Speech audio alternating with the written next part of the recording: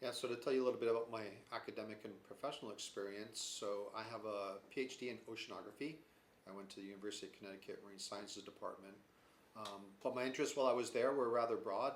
I was interested in oceanography, but also interested in freshwater systems. I also had a lot of interest in how science informed policy and management. So that kind of perspective and training has stayed with me throughout my entire career. So after I got my PhD, I saw this opportunity to come to Brooklyn College and work on the urban waters of Brooklyn. Yeah, so as an oceanographer, I have some different perspectives than, say, a plant ecologist or a soil scientist, but also a lot of overlap and commonalities. I think anyone who does the kind of work that we do um, tries to think holistically about the environment and about ecology, right? Because if we think about what ecology is, it's living organisms and their interaction with the abiotic environment as well. So, we all have our specific areas of expertise. That component of the environment that captures our imagination a little more than others. For me, it's always been the water. Water is super important. It touches every aspect of Earth. It interacts with all the other spheres of Earth. But so I'm very interested in issues like water quality and the circulation and how humans alter those, alters the water quality and alters the circulation, but always ultimately with an eye towards how that affects ecology. And you can't really consider that in isolation. You have to know a little bit about the plants and about the soils and about the organisms. But my specialty is in the water side of things. Yeah. I like to think about the ecosystem of Jamaica Bay as sort of our equivalent in New York City of having a rainforest in our backyards. And what I mean by that is, one way to measure the value of an ecosystem is how efficiently it can capture sunlight and then turn that into the organic material that drives the biosphere through photosynthesis. And the salt marshes that are one of the important components of Jamaica Bay, as well as the estuarine waters and their microscopic phytoplankton and the macroscopic macroalgae. They're all very, very good at capturing sunlight through photosynthesis and turning that into organic matter, which then ends up diffusing throughout the entire biosphere, right? It's the fuel that drives the biosphere. So 1 square meter of salt marsh and 1 square meter of estuary, like Jamaica Bay, is as efficient at capturing that sunlight as 1 square meter of rainforest, right? So they're equally productive ecosystems in terms of their ability to sort of capture sunlight and drive the biosphere. So how is climate change going to affect Jamaica Bay in the future? It's going to affect Jamaica Bay in a couple of different ways, and it's already affecting Jamaica Bay in some different ways. So, one of the big ones is sea level rise. Sea level rise affects Jamaica Bay because the marshland that is remaining has to be able to maintain its elevation as sea level rises, right? It has to be able to grow as sea level rises. And if sea level rises too quickly and there's not enough sediment supply to the marshes, they might not have the chance to be able to keep up with sea level rise. So, we have drowning marshes in Jamaica Bay. We're having loss of habitat. And one of the other big issues associated with that is just there's nowhere for these habitats, right, to migrate inland because there's so much development, right? We run up against roads, we run up against neighborhoods. So we're kind of squeezing our coastal habitat between rising sea level and the infrastructure of the city. So that's one way it's affecting it. And the second way is by changes in water temperature, and depending on how frequently it rains, that could also affect the salinity, the salt content of the bay, and both of those things have an effect on the structure of the biosphere of the organisms that live in Jamaica Bay. So there was a recent study published that demonstrated using years and years and years of fish survey data that there is a transition happening in the types of fish that you see in Jamaica Bay, and they're starting to trend more towards the warmer temperature species than what was historically there in the past. So these are some of the challenges that we're going to be, facing, over the next decades as temperatures continue to change and as sea levels continue to rise.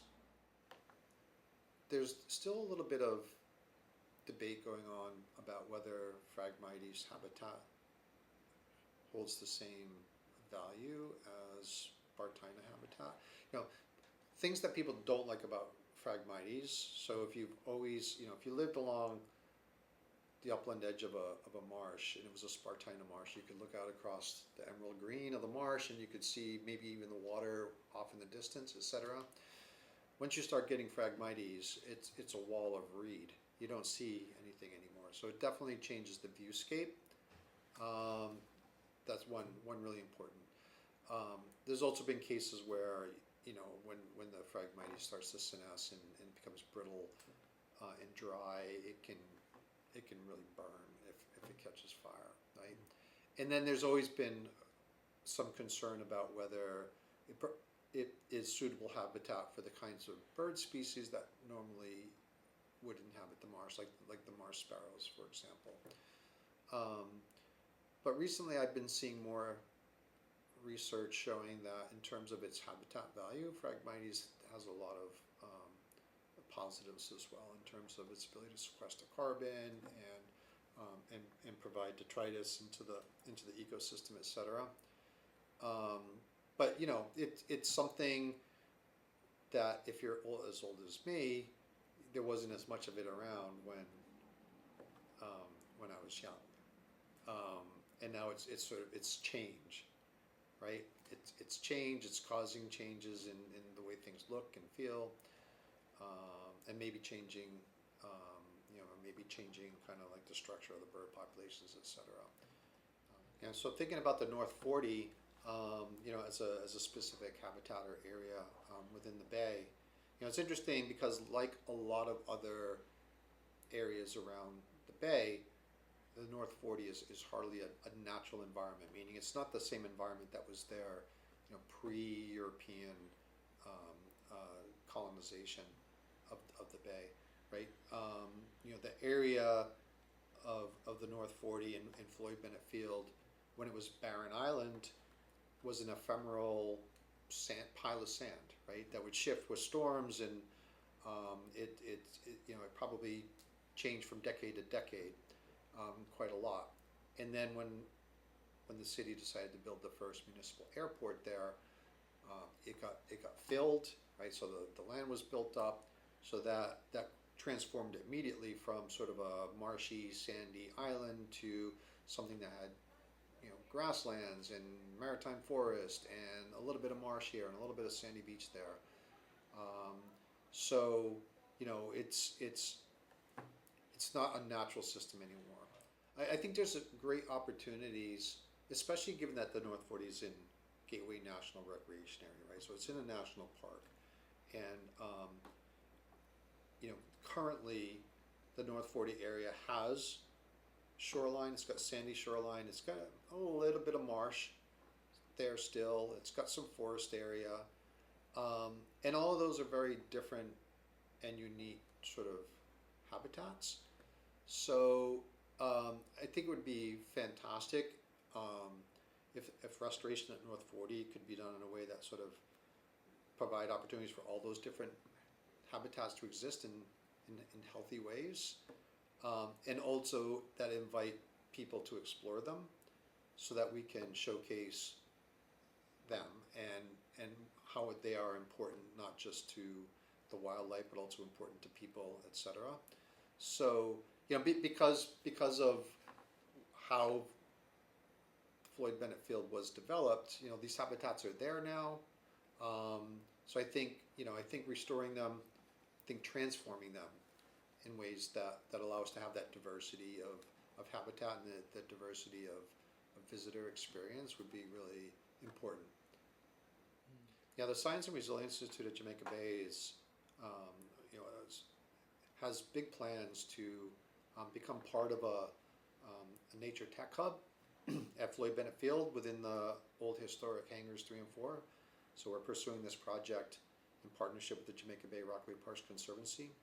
And I'm really excited about it because what having a field station at Floyd Bennett Field will do is it'll give students and it'll give faculty members sort of a base with which to sort of explore the ecosystems and the habitats and the communities of Jamaica Bay. So we'll get more students out into the North 40. We'll get more students out into the marshes around the bay and into the wildlife refuge, etc. And hopefully, just engage more people in learning about, thinking about, and helping to understand, these important ecosystems.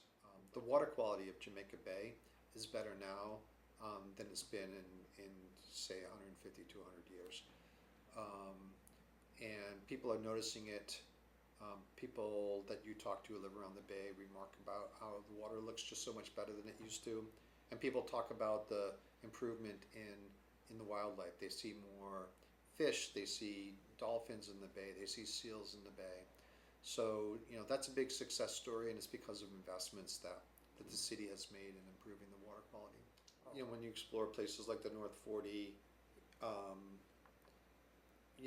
think you do have to go during all the seasons, right? End of the summer when everything's at its peak growth, that's spectacular. But then I love going in October. That's my favorite time of the year to be along any coast, when all the foliage is changing its colors. It's very colorful, but you can tell that things are starting to go to sleep. But I like it. It often feels more peaceful to me during that time of the year than during the summer. And then you go in the winter, right? And everything looks dead, but if you look carefully, there's still a little bit going on, but it can look barren. It can look lonely along the shore that time of year. And then you go in the spring, and then you start to see different things starting to grow. You see the Spartina pushing up new stems from the rhizomes beneath, in the marshes and things like that. So I think it's important to go different seasons and sort of experience that rhythm of life associated with these coastal environments.